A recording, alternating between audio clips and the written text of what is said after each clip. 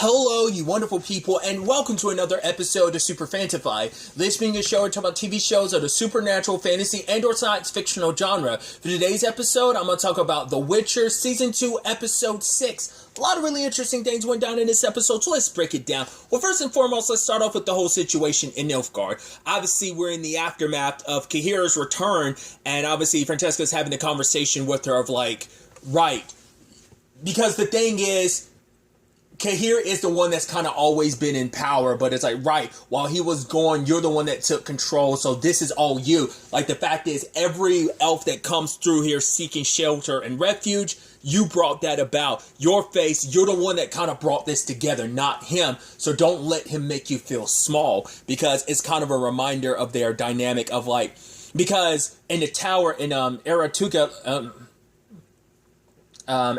they were taught to shape and move people in certain directions. That's all their purpose was, to make people believe that they were in control. And now it's kind of flipped on her to some extent, because it's like, right, her whole job was to point him in the right direction or into a certain direction. But now it's like, now that she's in the seat, now that she's in the powerful role, it's like now that's kind of potentially going to be taken from her again. Which even Cahir's like, I'm not going to begrudge you for doing what you did. Like, well, everything you did was necessary, and got the elves to join us, because Cahir claims to have no ill will towards the towards elves. I'm wondering, is that just like a northern thing then? Like, maybe like Nilfgaard just kind of stays away from it. I'm sure they've had their I mean, because there's even talk about the Nilfgaard soldiers, like, yeah, so there are people who dislike elves. So it's not, I was about to say, it's not even just a north thing, but I guess he's trying to seem progressive, like, I don't have any issue with the elves and never have.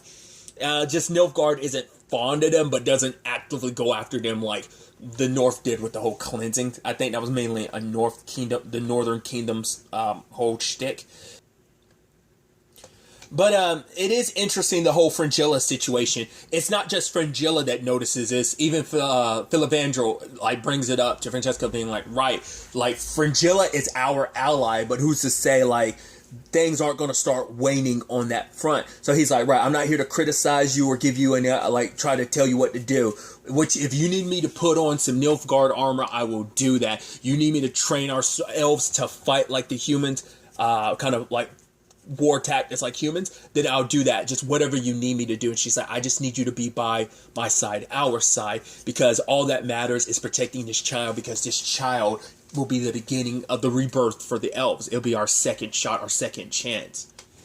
And luckily, when it was all said and done, the baby was born, and Fringilla held the baby and was patting it. It was like, please, and the baby, like, you know, it's like started breathing again. So it's like, what, was it dark magic or something? It's like, no, it's just a little warmth. So everything worked out, and obviously the elves are celebrating. They're happy because it's like, right, this is the first full-blown elf that's been born in decades. So there is a lot to celebrate in that. Which even Cahir's like, oh yeah, it reminds him of when the usurper came, like, was taken down, and they like Nilfgaard was kind of finally set free, and even Fringilla talks about like her freedom in that. But even Cahir's like, but yeah, like how long will that remain? It's like, if the elves find, you know, if the elves in total realize like, oh, we can procreate and we don't need Nilfgaard's help, then eventually like they're just going to go off on their own and they're going to abandon us. So we're not going to have their forces, we're not going to have their alliance, because we need their help to bolster our ranks to make up for what we lost, but also in the, you know, for everything in the long run. And, you know, because the thing Cahir was worried about, and this is the whole point of like, right, you did all this and it was good, but I hope you haven't forgotten about like everything that's in the White Flames, you know, purview. And it's like, I hope that, you know, I'm sure all this was just you getting distracted and you haven't forgotten your actual mission. And it turns out the White Flame actually sent a message to him. It's like, when will he be here? And it's like, oh, he'll be here in any day now. So, and the Deathless Mother is getting inside of her head. It's like, oh, they'll take your power away. First, they'll take your position, they'll take your power, and you'll be back to where you were. So she's she's planting little seeds of darkness in everyone to get them to do what she needs them to do. Now, we haven't circled back to the Francesca situation yet, but I'm assuming like the Fringilla thing will play into that, because it's like, right, because it's interesting because Yennefer's thing is it's so separate, but Fringilla and Francesca's like thing to like be so like for theirs to be so intertwined. I think that's so interesting. Like the fact is she hasn't gotten anywhere, but once again, it's like you're all getting what you want. What's the price they're gonna pay? Because this Fringilla's stance on things could potentially put her at odds with Amir. Like, she was all about this. She was about the white flame. But now it's like, now that she has power of her own, like, she doesn't have to let someone else dictate who she is. Which, you know, her and Yennefer have a lot in common in that department. Despite they have their similarities, yet differences, you know. But I'm curious to see how Fringilla handles this going forward. Will it end with her trying to turn against the white flame, trying to, like, imprison him? As she was at one point in time. It's like, oh, you were my savior at some point, but I don't need you to be my savior anymore. I'm going to save myself. I'm going to take all this power. I don't know. It's definitely going to be interesting to see how that plays out, especially like when the white flame does appear. How is he going to feel about the elves and everything, especially with the baby? Which Dara finally figures out, like, right, what this was all about, what Amir, what Cahir has all been aiming for, and so he's reporting to the owl. So home dude, was it Dijkstra? Like, yeah, he was talking to someone. We still don't know who he's serving, which I'm wondering, is it the same person that Lydia's working for? Like, dude, there's so many people coming out of the woodwork, like, after Ciri. It's like, right, Dara's helping Dijkstra because it's like, right, because the other kingdoms, if they can get Ciri first, they undermine Nilfgaard because they realize, like, right, because Dara figures, like, right, that's why they attacked Sintra in the first place. That's what they've been aiming for, which does make him kind of feel bad because it's like, right, I lost her too, because she was kind of like a pseudo-family for a little bit. She was, like, the only other person he had left after losing his family, just like that was all she had left after she lost her family.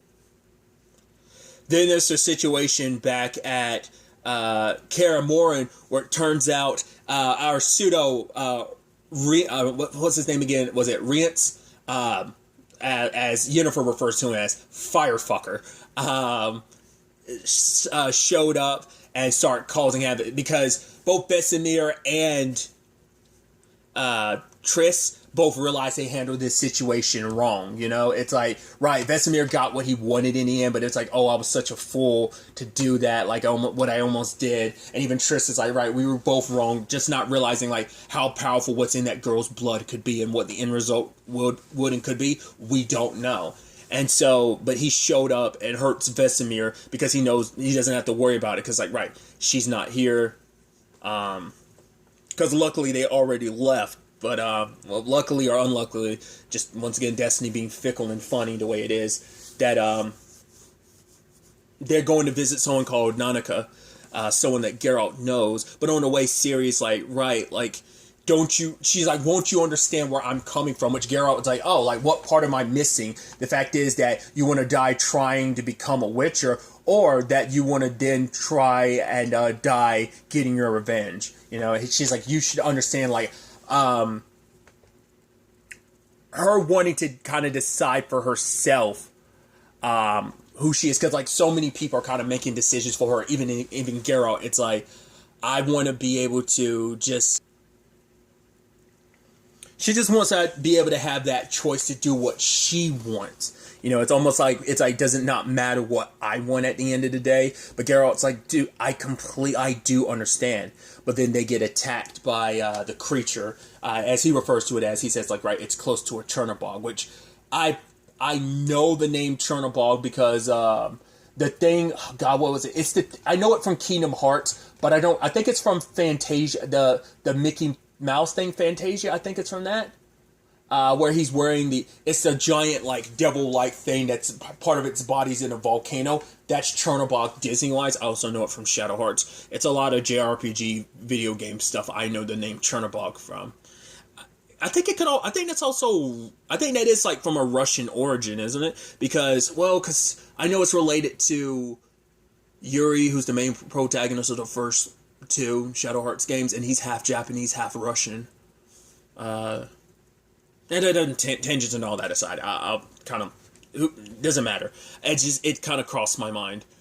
Okay, because I was like, I think that's because if I remember correctly, it is of German. Not German, but Russian. Like I said, it doesn't matter. I just kind of got sidetracked in my head. Geralt was trying to just draw it out, but sadly, in the process of it all, Roach ended up getting hurt. In fact, Geralt has to put her down, which is such a sad thing. It's like, wow, I never would have expected that. To lose your, I just would have like, nah, the horse is with you. And it's like, oh, like this is your riding companion. You've been through everything together, and you have to put her down because it's like, right, she's in so much pain and she's going to die anyway, and there's no helping her. So at least like making it quick, you know. And so using Ciri as kind of bait to stand like in position and hold her ground, Geralt ends up attacking and slicing the beast's chest open. I love. He's like, cool, we got it. Now, where the fuck are my swords? But it turns out Ciri brings up this interesting thing where she was like, right, it's not like they were trying to hurt me. It's more like they were trying to... And that's what I think it is. I think, like I brought it up previously, I don't think they're there to hurt her. I think they're trying to, like, I think it's a position where Ciri, she can summon them. I think she can actually control them. I think this group of monsters is supposed to be her army of sorts. So I think that's what it's about, like her power to kind of bend these monsters to her will. And I think, like, once again, because she's drawn to them just like they're drawn to her.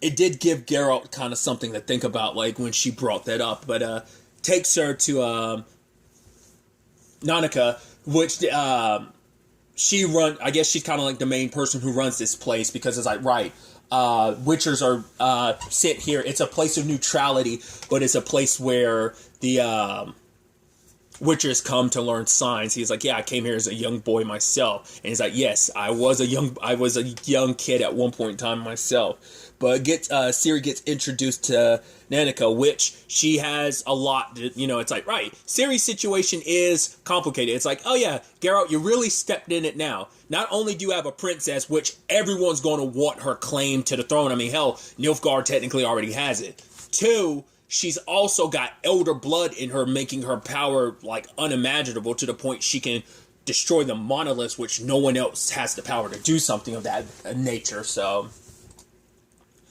But the thing is, Geralt's like, what can I do to help her? And it's like, you can be there by her side. I get that you, like, care for her just like she cares for you, but that will only get you so far. You need to find what that girl is missing, and then you'll be able to help her.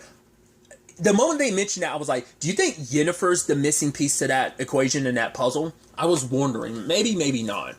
Because I think all 3 of their destinies are, intertwined, too. It's not just Geralt and Ciri's. I think Yennefer has her own role to play in that. I don't know. It just... the moment the missing piece got brought up, I was like, well, Yennefer's kind of missing that as well. So, almost filling that role for Ciri would almost fill the void inside her to some extent, so...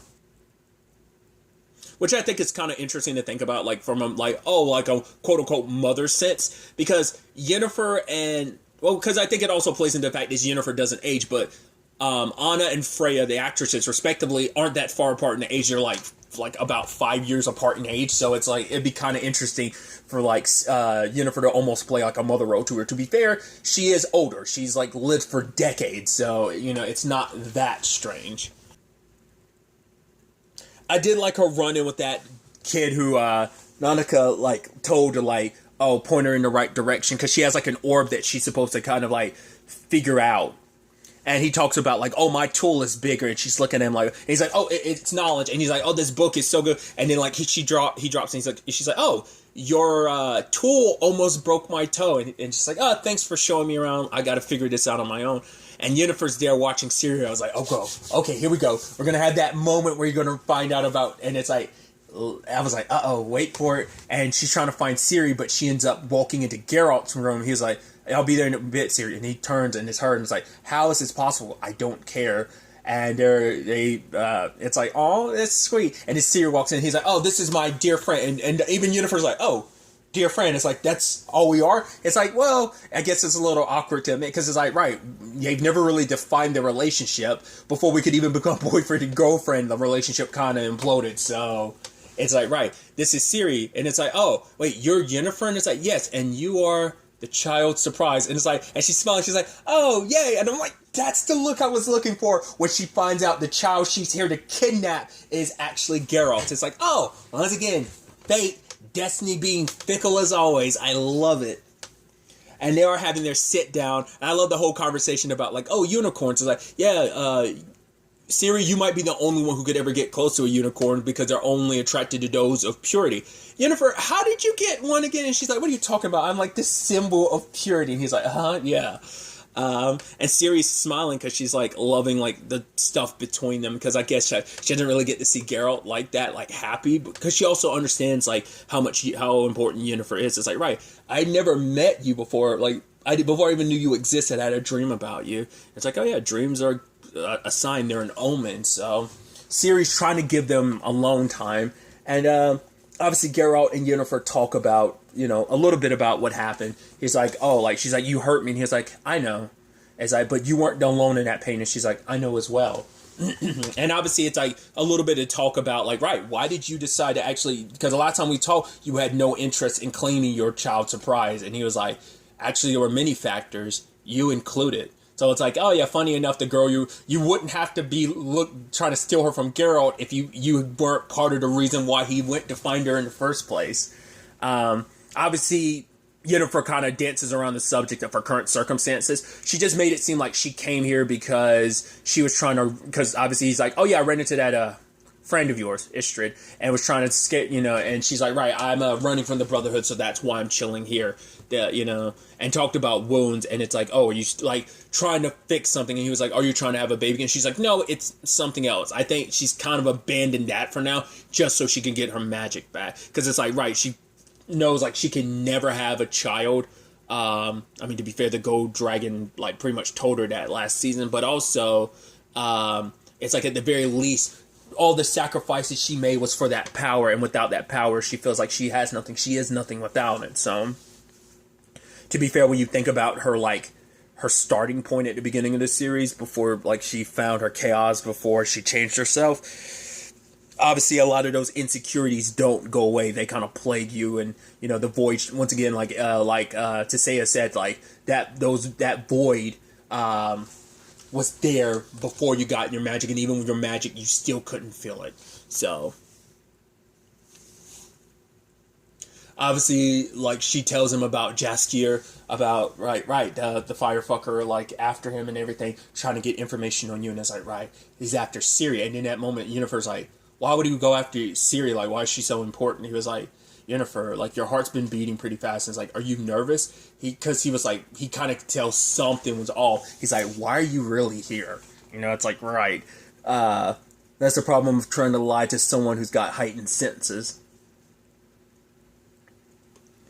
But I do like that all the while this is all happening, there was the whole thing with Istrid when he met with Ellis and Finn about, you know, trying to find out as much as he can, and he found out some very, very interesting things, because looking at the actual interpretations, because apparently they know everything. We don't know how they know, they just know things. It's like, right, that's Ciri, Princess of Cintra. It's because Istrid was like, right, what's the connection between a Witcher, a mysterious girl, and the destruction of a monolith? It's like, right, so... But then the question becomes like, but why? Like, maybe it is just a coincidence, but it's like, and I love that it's like, oh, you know what solves everything, Finn? More sarcasm. I love their back and forth. I was like, oh, I love that line.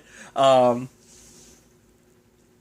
we ended up discovering is that technically it's a curse. That basically this all goes back to, was it Laura Doran? Because what was it? Then it basically translated to... not weapon, and initially it was a mistranslation into weapon, but the true translation is the elves made a warrior.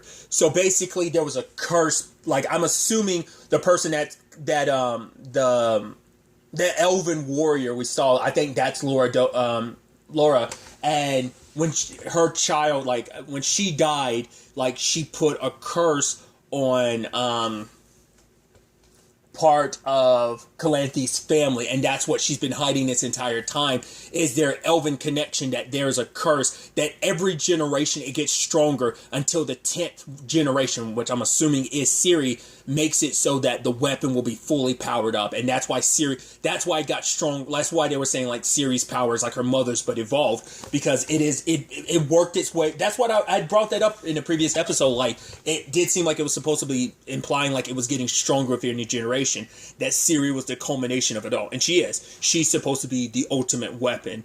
That basically it's the elves, this elven warriors, like, revenge against man for what they've done.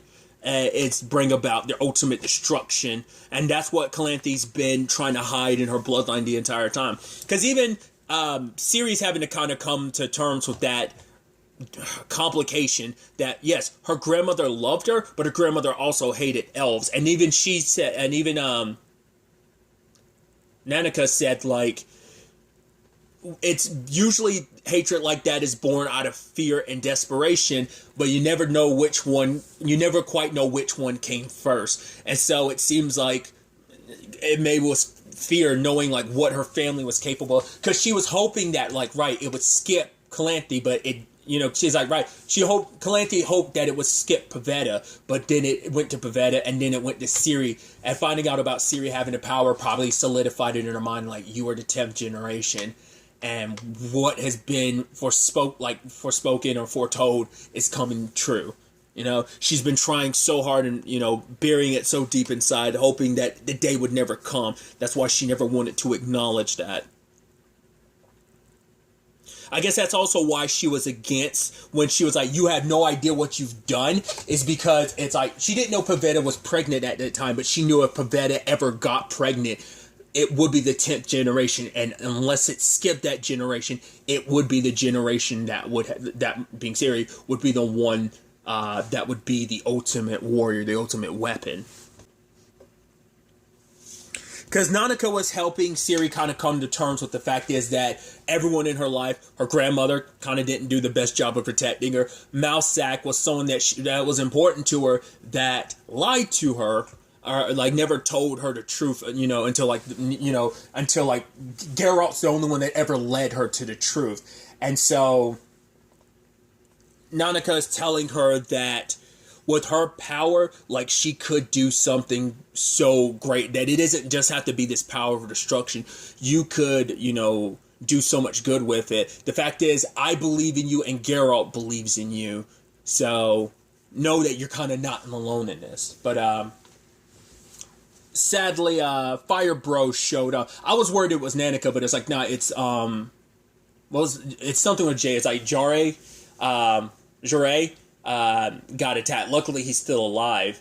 Geralt shows up in time, and it's like, Firefucker, and Yennefer's like, yeah, unfortunately. And your boy Geralt gets to work. Doesn't have his weapons because it's neutral zone and his swords were taken from him. And so I love the slow motions as, like, he punches that one dude in the face, his, like, teeth comes flying out.